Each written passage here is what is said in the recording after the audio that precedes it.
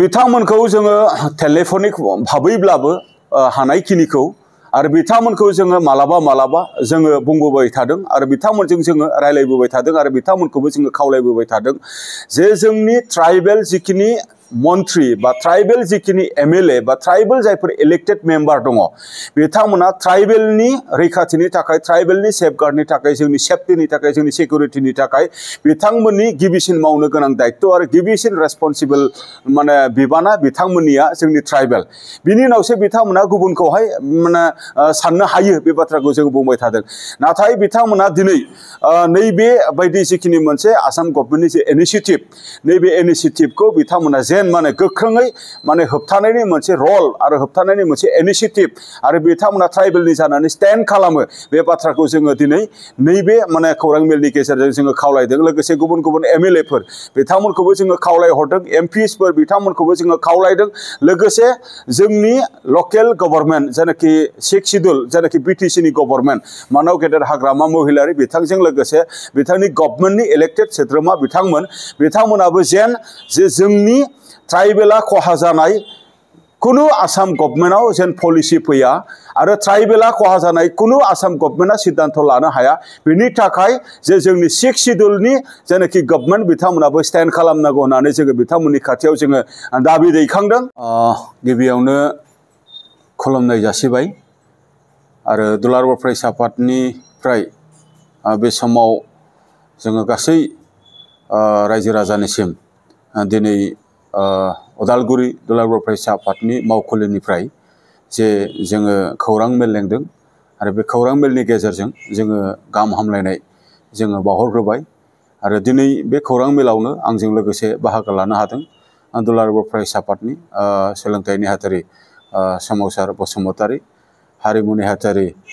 मानगोनां सुसिल इस्लारि आरो उदालगुरि जिल्ला दुलाराय बर' फरायसा आफादनिनो मानगोनां आफादगिरि कर्नेलियास दैमारि आरो दुलाराय बर' फरायसा आफादनिनो नेहाथारि बिरखां नार्जारी आरो गुबुन गुबुन जे जोंनि एबसुनि बिथांमोना बाहागो लानो हादों आरो दिनै जोङो गिबियावनो खौरांगिरि नोंथांमोननिसिमबो जोङो गाहाम हामलायनाय आरो जोङो गिबियावनो जोङो साबायखरखौ बावग्रोदों गुबैयै जोङो दिनै हरखाबै उदालगुरि जिल्ला दुलाराय बर' फरायसा आफादनि बे मावखुलिनिफ्राय जोङो दिनैनि बे खौरां मेलखौ बिनि थाखायनो लेंदों जे दिनै जोङो नुबाय थादों आरो जों नोजोरबो होबाय थादों जे थाखानाय एसटिनि खहा खालामनानै आसाम सरकारा मोनद' हारिनि एसटि होनो लाहार फाहार जे खालामनाय जेनाखि मोनसे प्रक्रिया बेखौ बिथांमोना ट्राइबेल अर्गेनाइजेसनफोरा बा जों दुलाराय बर' फरायसा आफादा बा CC2Iआ बा गुबुन गुबुन माने ट्राइबेल अर्गेनाइजेसनफ्रा होबथासेयावबो दिनै आसाम सरकारा बेखौ माने बन्द' खालामाखै बिथांमोननि जेरैखि मोनसे इनिशिएटिभ बेखौ बिथांमोना कन्टिनिउ दिनै लाखिबाय थादों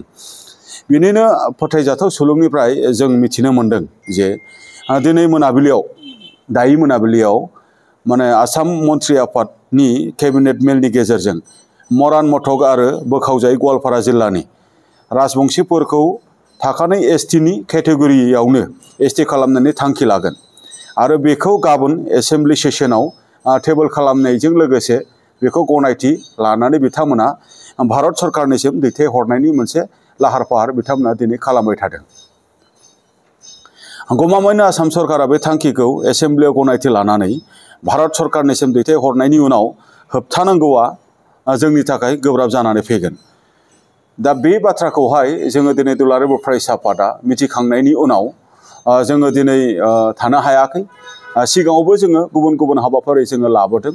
आरोबाव जोङो दिनै माने मोनदांदों जे आनडिभाइडेड माने जेखिनि मोनसे गवालपारा बे गवालपारानि राजबंशीफोरनो एसटि होनायनि उनाव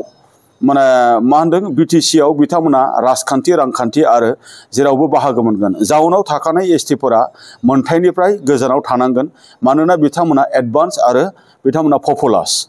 बिथांमोना फारफ्रोमबो बिथिङाव जौगानाय बिथांमोना पलिटिकेलि ससियेलि इकनमिकेलि एजुकेशनेलि जोबोद एडभान्स दा दिनै पलिटिकेल मोनसे कम्पालसन थानो हागौ आथिखालनि आसाम सरकारनियाव नाथाय बिथांमोना गावसिनि पलिटिकेल कम्पालसन बेखौ रैखा खालामनानै बा बेखौ एनश्योर खालामनो थाखाय बा सोरखौबा बिथांमोना माबा मोनसे मोनथाय होनो थाखाय दिनै थाखानाय जेनाखि एसटि बेखौ बिथांमोना जिखिनि मा होनदों खहा खालामनो नाजानाय बियो जोंनि थाखाय माब्लाबाबो गनायथाव जानो हाया जायखौ दुलाराय बर' फरायसा आफाद बा ट्राइबेल अर्गेनाइजेसना बा CC2A आगोलनिफ्रायनो जोङो होबथाबोबाय थादों बेनिखायनो जोङो थांखि लादों जे बेखौ होबथानो थाखाय बर' आरो ट्राइबेल आफादफोरा गाबोन 27 नभेम्बर बेलासिनि 4 रिंगायाव बनजार रेलि बा टर्च रेलिनि हाबाफारि जोङो BTCनिनो मोनबा जिल्ला क'क्राझार चिरां बाक्सा तामुलपुर आरो उदालगुरि मोनाबिलिनि 4टायाव जोङो रोजा रोजा माने रायजो राजानि बाहागो लानायनि गेजेरजों जोङो बे हाबाफारिखौ जोङो लादों बे माने हाबाफारियाव जोङो दुलाराय बर' फरायसा आफादनि जानानै आरो बर' माहारिनि जानानै बा ट्राइबेल माहारिफोरनि जानानै जोङो साफ्रोमबो रायजो राजाफोरखौ जोङो बाहागो लानो थाखाय जोङो खावलायदों जोंखौ आरो जोंनि मोनथायखौ जोङो रैखा माने होथारनांगोन थाखानाय एसटिखौ जों रैखा खालामथारनांगोन 6 शिड्युल BTCखौ जों रैखाथि होथारनांगोन बेनिनो थाखाय जों गासैखौबो गाबोननि हाबाफारियाव लैहोर लैहोर बाहागो लाफैनो थाखाय जोङो गुरै खावलायदों नङाब्ला फैबाय थानाय समाव जे जोंनि फैबाय थानाय जेनाखि इयुन फैबाय थानाय जे जोंनि फिउचार बा फैबाय थानाय जोंनि फरायसाफोर बा फैबाय थानाय जेनाखि समफोराव जोंनि थाखानाय एसटि आरो बर'फोरनि जेनाखि पलिटिकेलि मोनसे मोनथाय रांखान्थियारि जिखिनि मोनसे जौगानायनि बाथ्रा सोलोंथाइ जौगानायनि जिखिनि बाथ्रा बा गुबुन गुबुन बिथिंनि जेनाखि जोंनि सेफगार्डनि बाथ्रा बियो माने गैया जालांगोन बेनि थाखायनो जोंनि रैखाथिखौ जों होनांगौनि थाखाय जोङो बे मोनसे सोमावसारनायनि हाबाफारिखौ जोङो फोसावनो गोनां जादों जोङो भारत सरकार आसाम सरकार जोङो बिथांमोनखौबो जोङो बुंबाय थादों आरो लकेल जेनाखि काउन्सिल गभर्नमेन्ट बिथांमोनखौबो जोङो बुंबाय थादों जे जों थाखानाय एसटिखौ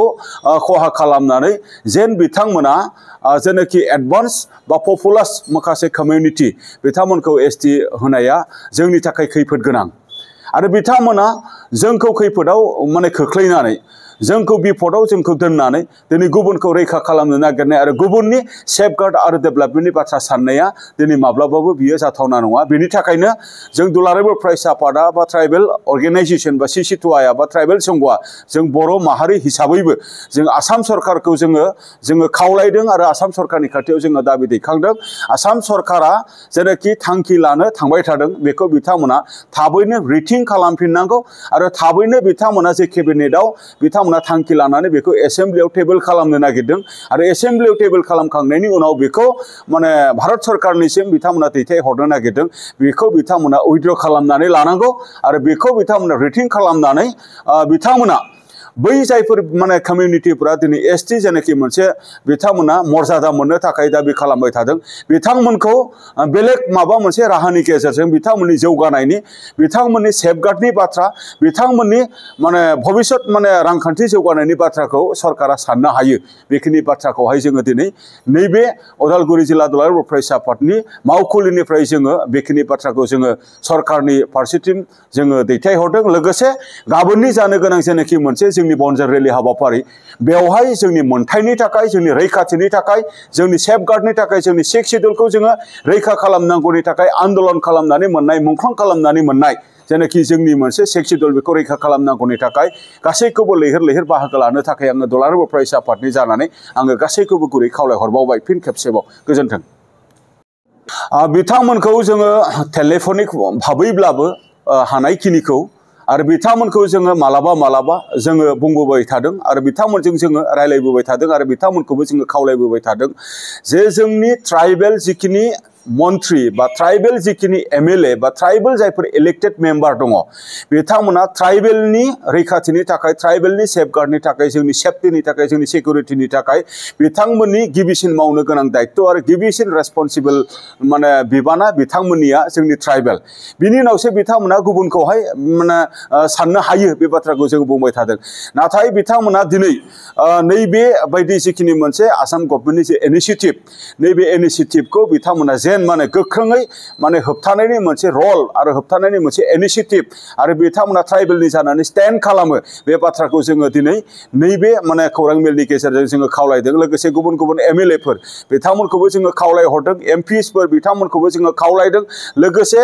जोंनि लकेल गभर्नमेन्ट जायनाखि 6 शिड्युल जायनाखि बिटिसिनि गभर्नमेन्ट मानाव गेदेर हाग्रामा महिलारि बिथांजों लोगोसे बिथांनि गभर्नमेन्टनि इलेक्टेड सोद्रोमा बिथांमोनाबो जेन जे जोंनि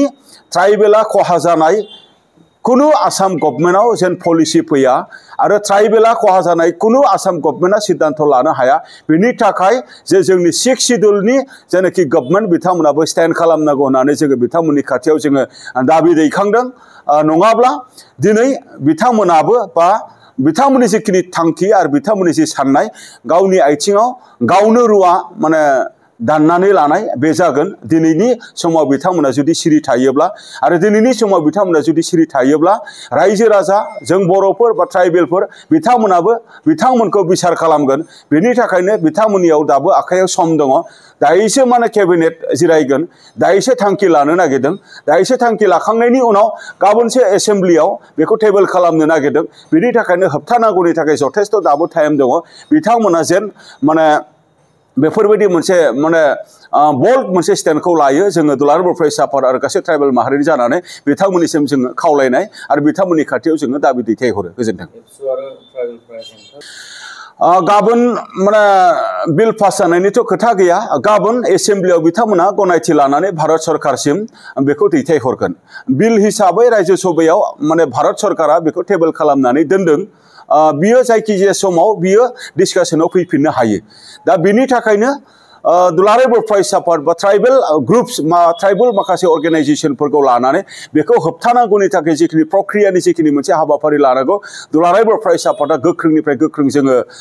लागोन जोङो 1 इन्सिबो जोङो फावसिनायनि खोथा गैया आफाद हिसाबै जातीय मोनसे सेन्टिमेन्ट आरो जातीय मोनसे इमोशन आरो जातीय मोनसे रैखाथिनि थाखाय दुलाराय बर' फरायसा आफादा जेरैखि जाया बेखौ स्टेन्ड खालामगोन आरो होबथानायनि थाखाय जोङो जायखिजाया हाबाफारिखौ जोङो फैबाय थानाय समाव जोङो लानो थाखाय जोङो थागथियारि जानानै दङ आरो बेबायदिनो गाबोननि मोनाबिलिनि जिखिनि बनजार हाबाफारि बे हाबाफारिखौबो जोङो माने लानो थाखाय बेनि थाखायनो नोंथांमोननि मिडियानि गेजेरजों जोङो फोसावदों जे मिडियानि गेजेरजों फोसावनायखौ खोनाबायब्ला नोंथांमोना जेन गाबोननि हाबाफारियाव लैहोर बयबो जोङो ट्राइबेल इउनिटि आरो जेनाखि जोंनि मोनथाय बेखौ जोङो सेफगार्ड खालामनांगौनि थाखाय प्रटेक्शन होनांगौनि थाखाय जों बयबो इउनाइटेडलि जेन गाबोननि बनजार रेलियाव बाहागो लाफैयो बेखौ खावलायबाय गोजोन्थों